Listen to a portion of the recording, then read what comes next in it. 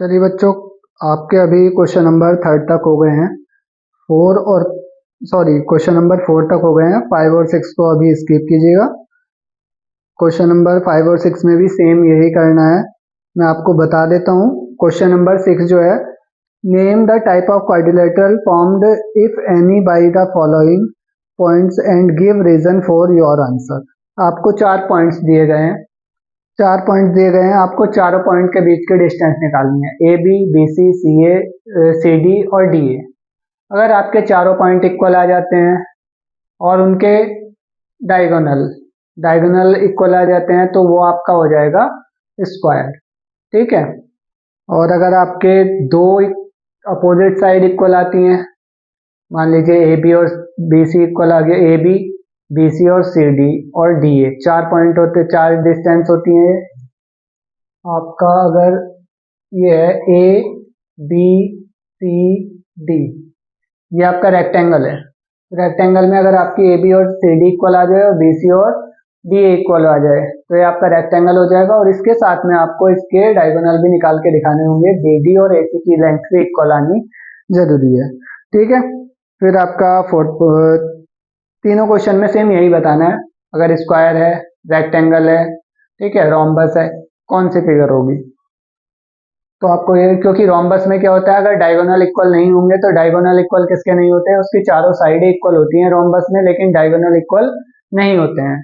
ठीक है। तो आपको अगर डायगोनल इक्वल नहीं आते हैं तो वो रोम्बस हो जाएगा, चारों साइड इक्वल आ गई तो आपको इसमें 5 और 6 में सेम ऐसे ही करना है।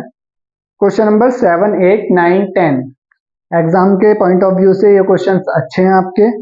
Find the point on x axis which is equidistance from 2, -5 and -2, 9। ये वाले क्वेश्चन देखते हैं। क्वेश्चन नंबर 7 है आपका 7.1 का।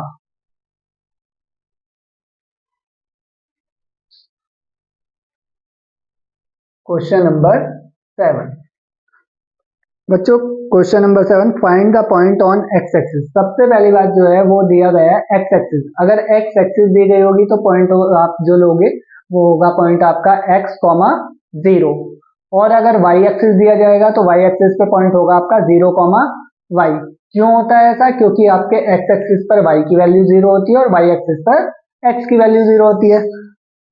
तो उसने जो पॉइंट दिया गया है वो लिख लेते हैं 2, -5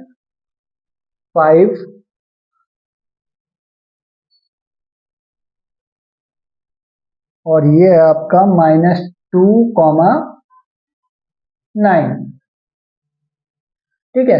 ये आपके दो पॉइंट है। इसको पॉइंट ए कंसीडर किया है मैंने, यहाँ पे पॉइंट बी कंसीडर किया है, इसको पॉइंट सी कंसीडर किया है। ठीक है। अब उसने बोला है find the point on x axis. X axis पे वो पॉइंट निकाल के लाना है जहां से ये इक्विडिस्टेंस है। इक्विडिस्टेंस का मतलब होता है जहां से ये बराबर दूरी पर है। तो पॉइंट सी के कोऑर्डिनेट मैंने क्या मान लिए, x, 0। ठीक है। अब बच्चों हमें क्या निकालना है, सबसे पहले उसने बोला है कि सी पॉइंट जो है दोनों से इक्वल डिस्टेंस पे है। ए से भी इक्वल डिस्टेंस पे और बी से भी इक्वल डिस्टेंस पे है। इसका मतलब ये हुआ आपका ए सी जो है वो किसके इक्वल हुआ, बी सी के। मतलब ये बिल्कुल बीच में है, इस लाइन के बिल्कुल बीच में, मिड में है। तो हम सबसे पहले ए सी निकालेंगे, उसके बाद बी सी निकालेंगे और दोनों को इक्वल रख देंगे। ये काम आप एक साथ भी कर सकते हैं और अलग अलग भी कर सकते हैं। मैं यहाँ पे आपको एक साथ करके दिखा रहा हूँ। तो यहाँ पे निकालेंगे हम सबसे पहले ए सी और is equal to B C. तो यहाँ पे जो आपका फॉर्मूला होगा वो आएगा x2 - x1, x -2। तो यहाँ पे हो जाएगा आपका x -2 का होल स्क्वायर प्लस 0 -5। तो ये आपका हो जाएगा 0 -5 का होल स्क्वायर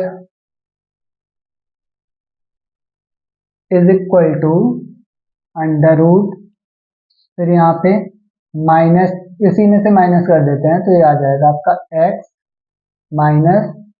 -2 का होल स्क्वायर प्लस 0 -9 का होल स्क्वायर। ठीक है। दोनों पॉइंट के बीच के डिस्टेंस को हमने क्या रख दिया, इक्वल। यहाँ पे भी अंडर रूट था, यहाँ पे भी अंडर रूट, तो ये अंडर रूट से अंडर रूट क्या हो जाता है, कैंसिल आउट हो जाता है। यहाँ पे बचा आपका x माइनस 2 का whole square plus minus minus plus, तो ये हो जाएगा 5 का whole square is equal to, ये आपका रहेगा x minus minus plus x plus 2 का होल स्क्वायर और प्लस 9 का माइनस 9 का होल स्क्वायर, मतलब प्लस 9 ही मान सकते हैं उसको क्योंकि स्क्वायर में पॉजिटिव वैल्यू आती है।